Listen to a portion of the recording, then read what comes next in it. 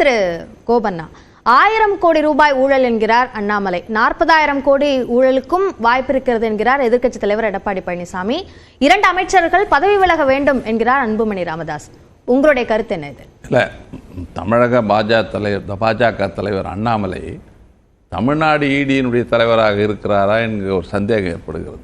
ஏன்னா 12ஆம் தேதி பத்திரிகையாளர் சந்திப்பில் இந்த 1000 கோடி மதுபான ஊழல் குறித்து பேசுகிறார். 13ஆம் தேதி அமலாக்கத்துறை அறிக்கை வெளியிடுகிறது. அமலாக்கத்துறையும் பாஜகவும் தேசிய அளவில் கூட்டணி வைத்திருப்பதை நான் பார்த்துருக்கிறோம். தமிழ்நாட்டிலையும் இப்போ அண்ணாமலையும் இடியும் சேர்ந்து தமிழ்நாட்டில் பாஜகவுக்கு உயிர் கொடுக்க முயற்சி செய்கிறார்கள். அதன் மூலம் இங்கே மக்களால் தேர்ந்தெடுக்கப்பட்ட ஒரு ஆட்சியை சீர்குலைக்கிற முயற்சி நடைபெற்று வருகிறது. இதில் கொங்கு மண்டலத்தில் பாஜகவை படுதோல்வி அடைய செய்த செந்தில் பாலாஜியை அடுத்த தேர்தலுக்குள்ளாக எப்படியாவது முடக்க வேண்டும், அவருடைய செயல்பாடுகளை தடுக்க வேண்டும் என்கிற நோக்கத்தில் அவர் குறிவைத்து தாக்கப்படுகிறார். ஏற்கனவே 15 மாதம் ஜெயிலில் இருந்தார். 2011-12 அதிமுக ஆட்சியில் டிரான்ஸ்போர்ட் மினிஸ்டராக இருந்தபோது செய்த முறைகேடு என்று சொல்லி அந்த வழக்கை எடுத்து அதில் பிஎம்எல்ஏ மணி லாண்டரிங் வழக்கெல்லாம் போட்டு அவரை 15 மாதம் உள்ளே வச்சுருந்தீங்க. அவர் சிறையிலேருந்து சுப்ரீம் கோர்ட் விடுதலை செஞ்சு வெளியில் வந்து நீங்கள் அமைச்சராக இருக்கிறார். அந்த வழக்குகள் என்ன ஆனதுன்னு தெரியல, இடி என்ன பண்ணிக்கிட்டு இருக்காங்கன்னு தெரியல. இப்போ புதிதாக அண்ணாமலையினுடைய தூண்டுதலின் பேரில் இடி வந்து சர்ச்சை பண்ணதில் 1000 கோடின்னு 2 பேரும் ஒரு முன்னால் அவர் சொல்றார், பின்னால் அமலாக்க சொல்லுது. அண்ணாமலை நினைக்கிறத இடி செய்து அப்படின்னு சொல்றது சரியா? அண்ணாமலை தூண்டுதலின் பேரில் இது வந்து 13ஆம் தேதி 12ஆம் தேதி சொல்லி 13ஆம் தேதி பேப்பரில் வருது மதுபான ஊழல். அடுத்த நாள் டாஸ்மாக் ஊழல் அறிக்கை வருது, அமலாக்கத்துறை அறிக்கை வெளியிடுது. பொதுவாக இப்போ இவர் நம்ம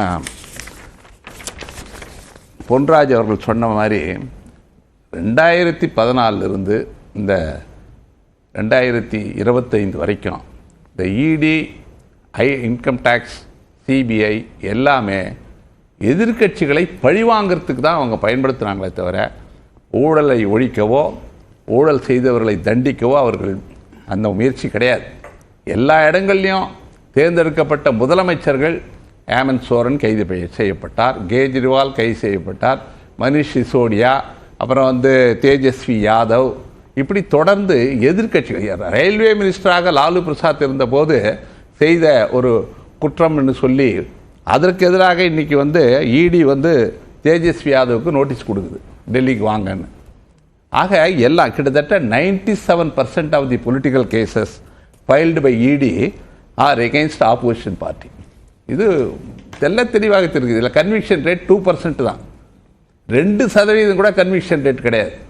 அவனை எடுத்து போய் 5 மாதம் 1 வருஷம் ஜெயிலில் வைக்க வேண்டியது, அந்த கட்சியை முடக்க வேண்டியது. ஆனால் இன்றைக்கி இந்த ஆன்ஸ்லாட், அதாவது பாஜகவினுடைய அடக்குமுறை, அதை எதிர்கொள்வதற்கு இன்றைக்கு இந்த ஜனநாயக அமைப்பில் இது மாதிரி இப்போ 1000 கோடி ஊழல்னு சொல்லிட்டீங்க. இப்போ மீடியாவில் ட்ரையல் நடக்குது, நம்ம பேசிகிட்டு இருக்கோம். இதனால் யாருடைய நன்மதிப்பு சீர்குலையுது?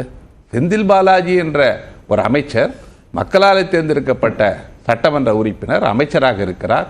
அவர் நன்மதிப்பு இன்றைக்கு எல்லா ஊடகங்களிலும் விவாதிக்கப்படுகிறது.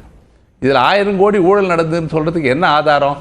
அதில் அவங்க சொல்கிறது பார்த்தீங்கன்னா, செந்தில் பாலாஜி சொல்லியிருக்கார், லஞ்ச ஒழிப்பு director vigilance and anti corruption வழக்கு பதிவு செய்துள்ள அடிப்படையில் சோதனை நடத்தப்பட்டதாக சொல்கிறாங்க. அந்த வழக்கு நண்பர் கேட்ட மாதிரி எந்த பீரியடில் அது வழக்கு பதிவு செஞ்சாங்க, 2021க்கு பிறகா அல்லது முந்தியா, என்ன வழக்கு, அதில் வந்து அந்த விவரங்கள் எந்த ஆண்டுகளில் பதிவு செய்யப்பட்ட என்ற விவரத்தை அமலாக்கத்தில் சொல்லலை. பொதுவாக 1000 கோடி ஊழல், 1000 கோடி ஊழல். இன்றைக்கி வந்து நம்ம நண்பர் பேசுகிறார், 1000 கோடி ஊழல், 1000 கோடி. ஏதோ நான் கேட்குறேன், சிஏஜி வந்து நெடுஞ்சாலைத்துறை ஊழலில் 7.5 லட்சம் கோடி சிஏஜி முறைகேடுகள் நடந்ததாக அறிக்கையே கொடுத்தது. அந்த அறிக்கையின் மீது பாஜக அரசு என்ன நடவடிக்கை எடுத்தது?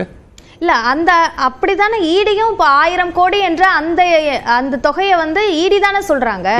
அந்த போக்குவரத்துல 100 கோடி என்ற அந்த எண்ணிக்கை ஈடி தானே சொல்றாங்க. அவங்க சொல்ற 3 விதமான குற்றச்சாட்டுகள் குறித்து ஏற்கனவே பேசிட்டாங்க.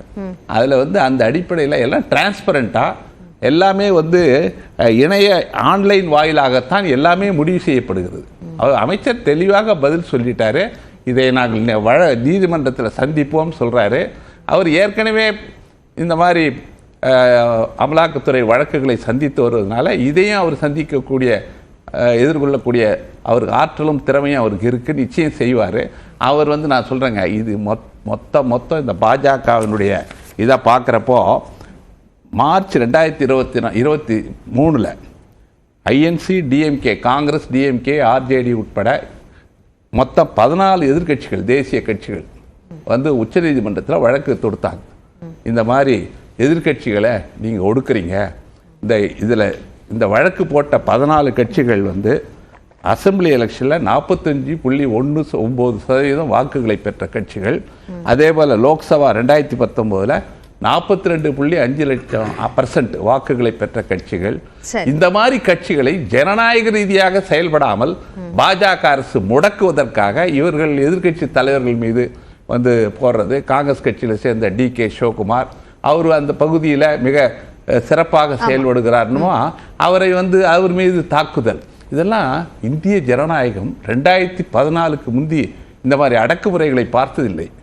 இந்த வந்து பாஜக வந்த பிறகு எல்லா அரசியல்வாதிகள்லாம் ஒரு நிம்மதியாக வாழ முடியலை. என்னைக்கு இடி வரும், என்னைக்கு ஐடி வரும்னு தெரியல. அந்த அளவுக்கு பதட்டமான சூழலை நாட்டில் நிலவி வருகிறது. இதை இந்தியாவில் ஜனநாயகத்தில் நம்பிக்கையுள்ள அப்படின்னு சொல்றீங்க, அடக்குமுறையாக இத கையாளுறாங்க அப்படின்ற குற்றச்சாட்டு நீங்க சொல்றீங்க. நிச்சயமாக சொல்றேன். அதாவது பொட்டன்ஷியல் பர்சன்ஸ் யாருன்னு பாக்குறாங்க, அவர்கள் மீது கை வைக்கிறாங்க.